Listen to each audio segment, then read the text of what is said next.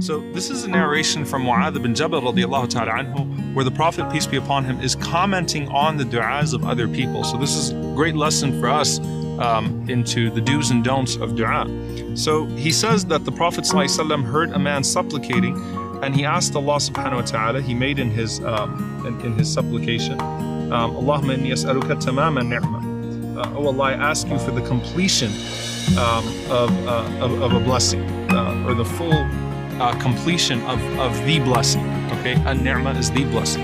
So the Prophet, peace be upon him, said, well, what do you mean by that? And he said, it's a supplication that I make that I hope good for by it. So the Prophet ﷺ said to him that indeed from the completion of the ni'ma, the completion of the bounty, is salvation, entering into paradise and protection from the fire.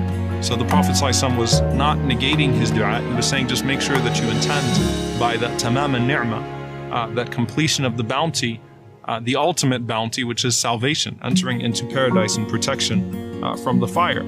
Then the Prophet ﷺ walked by another man, and he heard this man calling out, Ya dhal jalali wal ikram, O possessor of majesty and honor, which is one of the ways that the Prophet, peace be upon him, used to call upon Allah, Ya dhal jalali wal ikram, O possessor of majesty and honor. So the Prophet ﷺ responded to him and said, you have been responded to, so ask. Then the Prophet ﷺ heard a man making a dua, Allahumma inni as'aluka as-sabr. Oh Allah, I ask you for patience. I've gotten asked this question many times. Can I ask Allah for patience? Is it a good thing to ask Allah for patience? So, oh Allah, I ask you for patience. The Prophet ﷺ says, Sa'alta Allah al-bala, you have asked Allah for hardship, fasalhu al-afiyah, instead ask Him for ease. There's a lot in this dua, a lot to unpack. You have asked Allah for test and trial, instead ask Him to be spared. How do we reconcile this? Don't we want to be from as-sabirin? Don't we want to be from those who are patient and attain the level of patience?